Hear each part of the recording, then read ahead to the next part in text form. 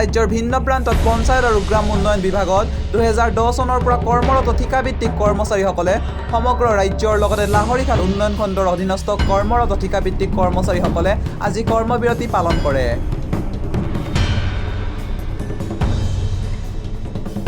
উল্লেখ্য যে এইসকল কৰ্মচাৰীয়ে সমদৰমহা চাকৰি নিশ্চিতকৰণ, চৰকাৰী অন্যান্য কৰ্মচাৰীৰ দৰে সা সুবিধা প্ৰদান, বছৰি দৰমহা বৃদ্ধিৰ দাবীৰে বহুদিনৰ পৰা চৰকাৰৰ ওচৰত দাবী জনাই আহিছিল যদিও এই পৰ্যন্ত কোনো সদুত্তৰ নোপোৱাত আজি এইদৰে কাৰ্যালয়ৰ সন্মুখত প্ৰতিগৰাকী কৰ্মচাৰীয়ে কৰ্মবিৰতি ঘোষণা কৰে।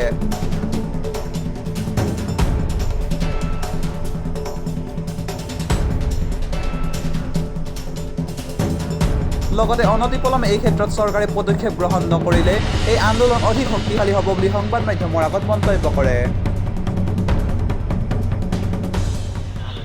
সদৌ অসম পঞ্চায়ত আৰু গ্ৰাম উন্নয়ন বিভাগৰ ঠিকাভিত্তিক কৰ্মচাৰীসকলে আজি গোটেই অসম ভিত্তিত যি কাৰ্যসূচী কৰ্মবিৰতি কাৰ্যসূচী পালন কৰিছে আৰু কৰ্মবিৰতি কাৰ্যসূচী আজি আমি প্ৰথম দিনা আৰম্ভণিতে আমি লাহৰীঘাট ব্লকৰ সমূহ পঞ্চায়ত আৰু গ্ৰাম উন্নয়ন বিভাগৰ ঠিকাভিত্তিক কৰ্মচাৰী একলগ হৈ অৱস্থান ধৰ্মঘট কাৰ্যসূচী পালন কৰিছোঁ আৰু আমাৰ বিভিন্ন দাবীসমূহ আছে। সেই দাবীসমূহ আমি আজি উপস্থাপন কৰিছোঁ।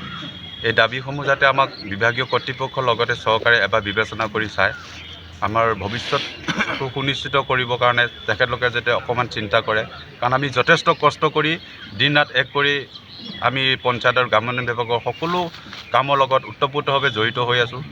গতিকে আজিৰ তাৰিখলৈকে আমি ন্যূনতম সা সুবিধাখিনিও পোৱা নাই। এই ন্যূনতম সা সুবিধাখিনি প্ৰাপ্য আমাৰ আৰু সেইখিনি পাবৰ কাৰণে আজি আমি এনেধৰণৰ কাৰ্যসূচী ল'ব লগা হৈছে। গতিকে আমি চৰকাৰ তথা বিভাগীয় কৰ্তৃপক্ষক অনুৰোধ জনাইছোঁ, তেখেতলোকে আমাৰ দাবীসমূহ যেন এবাৰ বিবেচনা কৰি চায়। হয়, আজি আমি ইয়াতে সদৌ অসম ভিত্তিত যিটো কাৰ্যসূচী লোৱা হৈছে অৱস্থান ধৰ্মঘট কৰ্মবিৰতি, তাৰে উদ্দেশ্যেৰে আমি লাহৰীঘাট মৰিগাঁও জিলাৰ লাহৰীঘাট উন্নয়ন খণ্ডৰ অধীনৰ সমূহ পঞ্চায়তৰ ঠিকাভিত্তিক কৰ্মচাৰী আমি একত্ৰিত হৈ আজি আমাৰ এই কাৰ্যসূচী পালন কৰিছোঁ। আমাৰ বিভিন্ন ধৰণৰ সময়ে সময়ে আমি দাবী উত্থাপন কৰিছিলোঁ চৰকাৰৰ তথা বিভাগীয় কৰ্তৃপক্ষক, কিন্তু আজিলৈকে আমাৰ কোনো ধৰণৰ দাবী মানি নল'লে।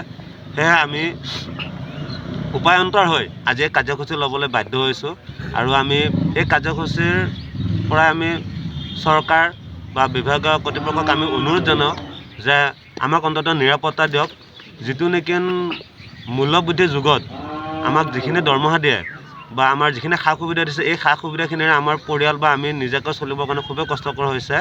গতিকে আমি অনুৰোধ জনাওঁ যে অন্যান্য বিভাগীয় কৰ্মচাৰীসকলক বা ঠিকাভিত্তিক কৰ্মচাৰীসকলক যেনেকুৱা সুবিধা দিছে ঠিক তেনেকৈ আমাকো যাতে সুবিধা দিয়ে, কাৰণ আমি স্থায়ী বা অস্থায়ী বুলি কোনো কথা নাই, আমি সকলো কৰ্মচাৰী একে সমানে কাম কৰিবলগীয়া হয়।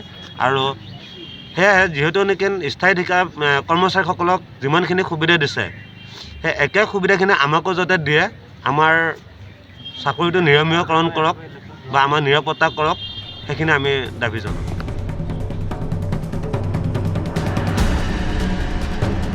লাহৰীঘাটৰ পৰা মেহবুব আনোৱাৰৰ report, news 12 Asom north east. বিভিন্ন ধৰণৰ আঁচনি পঞ্চায়তৰ বিভিন্ন ধৰণৰ আঁচনি যেনে আমাৰ NS বৃদ্ধ পেঞ্চন, বিধৱা পেঞ্চন, বিকলাংগ pension, PMAY, MGNREGA, 14 finance, 15 finance, এই সকলোবিলাক আঁচনি আমি ৰূপায়ণত সক্ৰিয়ভাৱে আমি অংশগ্ৰহণ কৰোঁ, সক্ৰিয়ভাৱে আমি কাম কৰোঁ। ইয়াৰ উপৰিও এই পঞ্চায়ত ডিপাৰ্টমেণ্টৰ উপৰিও বেলেগ বেলেগ ডিপাৰ্টমেণ্টৰো বেলেগ বেলেগ বিভাগৰো যিবিলাক কাম থাকে তাতো আমি সহযোগ কৰোঁ।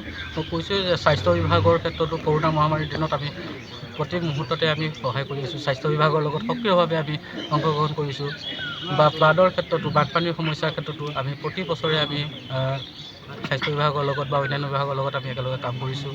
আৰু আমাৰ ইলেকশ্যনৰ ক্ষেত্ৰতেই হওক বা যে চৰকাৰে যেনেধৰণৰ নিৰ্দেশ দিয়ে আমি তেনেকৈ কাম কৰি আহিছোঁ। কিন্তু আমি ইমানখিনি কাম কৰাৰ পিছতো আমি আন বিভাগৰ ডিপাৰ্টমেণ্টত আন বিভাগৰ যিসকল কৰ্মচাৰী আছে তেওঁলোকে যেনেধৰণে সা সুবিধা পায়, এই সা সুবিধাবিলাক আমি এতিয়ালৈকে পোৱা নাই।